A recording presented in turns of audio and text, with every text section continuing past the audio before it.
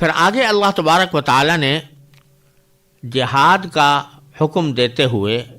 ایک اور اہم حکم بیان فرمایا کہ وَقَاتِلُوهُمْ حَتَّى لَا تَكُونَ فِتْنَةٌ، کہ تم ان سے لڑتے رہو یہاں تک کہ فتنہ باقی نہ رہے۔ یہ جملہ تو پہلے بھی آیا تھا، اور اب آگے اضافہ یہ ہے کہ وَيَكُونَ الدِّينُ لِلَّهِ، اور دین اللہ کا ہو جائے۔ یہاں یہ بات سمجھنے کی ہے کہ شرعاً جہاد کا اصل مقصد کسی کو اسلام پر مجبور کرنا نہیں ہے، کیونکہ خود قرآن کریم کی آیت آگے آنے والی ہے کہ جس میں اللہ تبارک و تعالی نے ارشاد فرمایا کہ لا اکراہ فی الدین، دین کے معاملے میں کوئی زبردستی نہیں ہے۔ ہاں، یہ آدمی کا اپنا کام ہے کہ وہ اپنی عقل سے سوچ کر دین برحق کو اختیار کرے، لیکن تلوار کے زور سے کسی کو اسلام لانے پر مجبور نہیں کیا جا سکتا۔ لہذا اگر عام حالات میں کوئی شخص کفر پر اصرار کرے تب بھی وہ جزیہ کے ذریعے اسلامی حکومت کے قوانین کی اطاعت کر کے اپنے مذہب پر قائم رہ سکتا ہے، اس کو اپنے مذہب پر قائم رہنے کی اسلامی ریاست میں آزادی بھی ہوتی ہے۔ لیکن جزیرہ عرب کا حکم اللہ تعالیٰ نے مختلف رکھا ہے، اور وجہ اس کی یہ ہے کہ جیسا کہ آپ پچھلے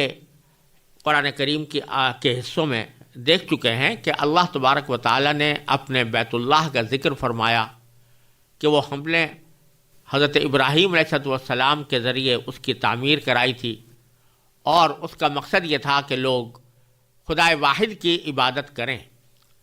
لیکن بعد کے لوگوں نے اس مقصد کو ختم کر دیا اور اس بیت اللہ کو بجائے اللہ تعالیٰ کی عبادت کے بتوں کی عبادت کا ذریعہ بنا دیا، اس میں بے شمار بت رکھ دیے۔ تو اب نبی کریم سرور دو عالم صلی اللہ علیہ وسلم کو جو مبعوث فرمایا گیا تو اس کا بنیادی مقصد یہ تھا کہ وہ کعبہ اور اس کے حدود میں جو علاقہ ہے جو بت پرستی سے آباد ہو گیا ہے، اس میں اس بت پرستی کو ختم کیا جائے، اور جن لوگوں نے کعبے پر ناجائز تسلط جما کر اس کے اندر بت رکھ دیے ہیں اور بت پرستی کی تبلیغ وہ کرتے رہے ہیں، ان کے اس اقتدار کا خاتمہ ہو، اور کم از کم یہ بیت اللہ اور اس کے مضافات کا جو علاقہ ہے یعنی پورا جزیرہ عرب وہ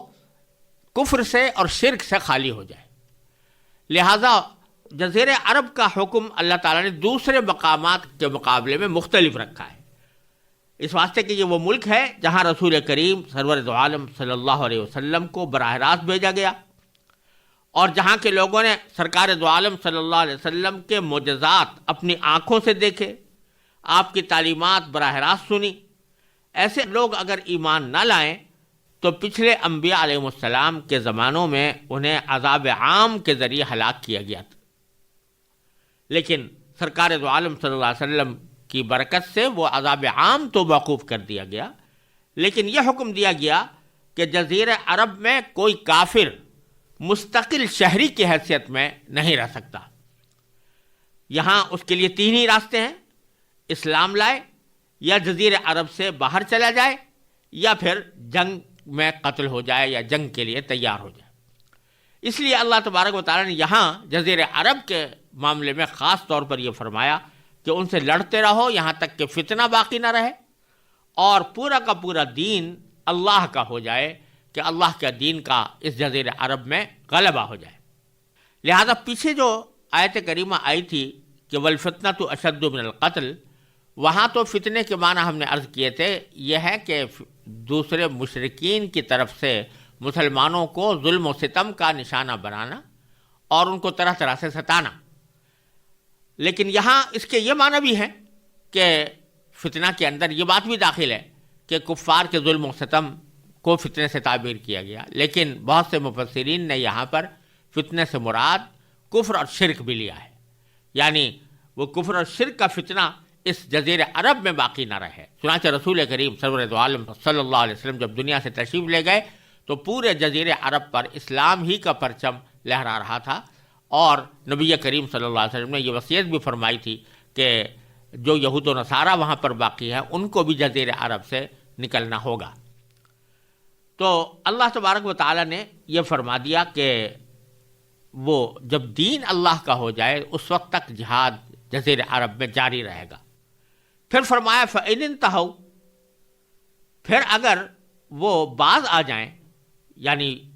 اپنے لڑائی سے بھی باز آ جائیں اور کفر و شرک سے بھی باز آ جائیں، تو پھر فرمایا کہ فلا عدوان الا علی الظالمین، تو تشدد سوائے ظالموں کے کسی اور پر نہیں ہونا چاہیے۔ پھر آگے اللہ تبارک و تعالیٰ نے اس اشکال کا جواب دیا ہے کہ یہ کچھ مہینے ایسے ہیں جن کو اللہ تبارک و تعالیٰ نے حرمت عطا کی ہے، اس میں جنگ کرنا حرام ہے، اس میں لڑائی نہیں کی جا سکتی۔ اگر اس میں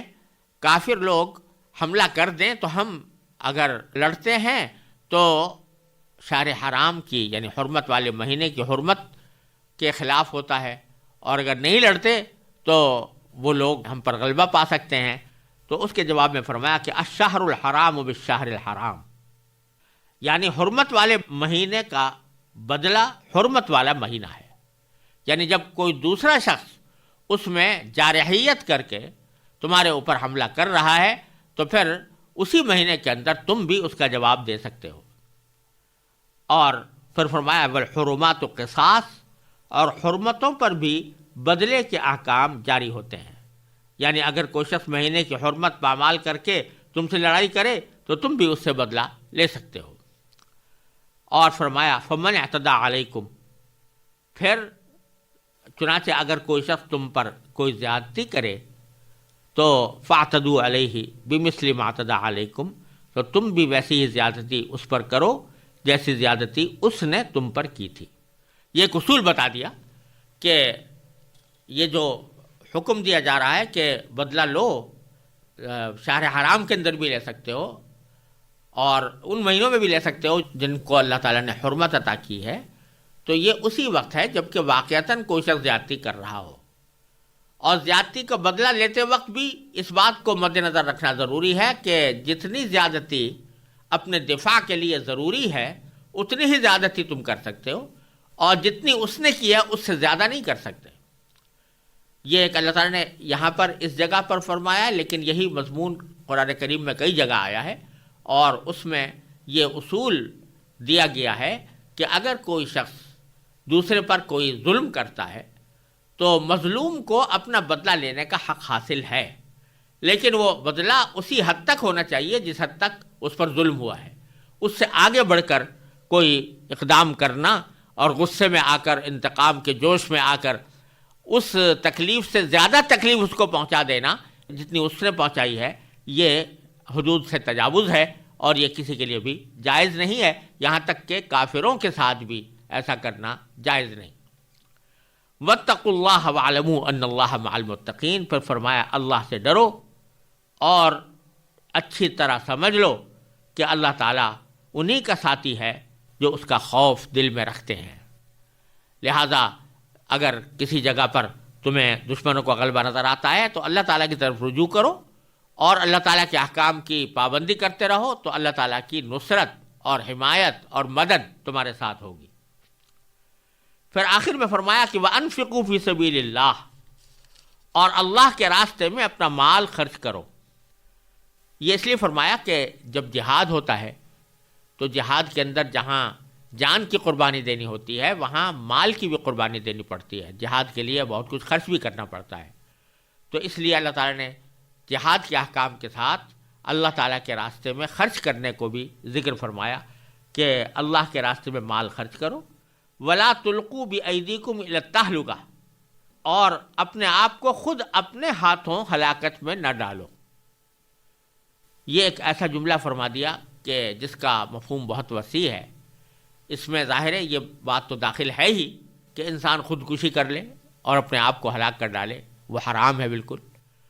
لیکن اللہ کے راستے میں مال خرچ کرنے کے سیاق و سباق میں اس کا مفہوم یہ ہے کہ اگر تم اللہ تعالیٰ کے راستے میں مال خرچ کر کے جہاد نہیں کرو گے تو پھر بالآخر یہ ہوگا کہ دشمن تم پر غالب آ جائے گا، تو گویا تم نے اپنے ہاتھوں ہلاکت مول لے لی۔ تو اگر اللہ کے دیے ہوئے مال کو اللہ تعالیٰ کے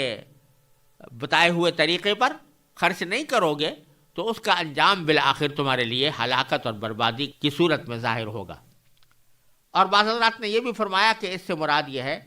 کہ اللہ تعالیٰ کی راہ میں مال خرچ کرنے میں بھی حد سے تجاوز نہ کرو، بلکہ اتنا ہی خرچ کرو کہ جتنا شریعت نے تمہیں حکم دیا ہے، کیونکہ ہر انسان کے ذمے اس کے اپنی جان کا، اپنے بیوی بچوں کے حقوق بھی ہوتے ہیں۔ تو اگر اللہ کے راستے میں خرچ کرنا ہو تو اتنا کرو کہ ان کے ضروریات کے لیے وہ کافی باقی رہ جائے۔ اسی کو رسول کریم صلی اللہ علیہ وسلم نے ایک حدیث میں فرمایا کہ خیر الصدقۃ ما کان عن ظہر غنی، کہ بہترین صدقہ وہ ہے کہ جو اپنے پیچھے مالداری چھوڑ جائے، یعنی صدقہ کرنے کے بعد بھی مال انسان کے پاس اتنا مال رہے کہ وہ اپنا اور اپنے بیوی بچوں کا پیٹ پال سکے۔ تو اس لیے بعض حضرات نے یہ بھی فرمایا کہ اس کے اندر یہ مفہوم بھی داخل ہے کہ ایسا نہ ہو کہ اللہ تعالیٰ کے راستے میں خرچ کرنے کے جوش میں تم اتنا خرچ کر جاؤ کہ پھر بالآخر تمہیں ہلاکت کا سامنا کرنا پڑے، ایسا بھی نہیں کرنا چاہیے۔ وَأَحْسِنُوا، اور نیکی اختیار کرو، ان اللہ یحب المحسنین، بے شک اللہ نیکی کرنے والوں سے محبت کرتا ہے۔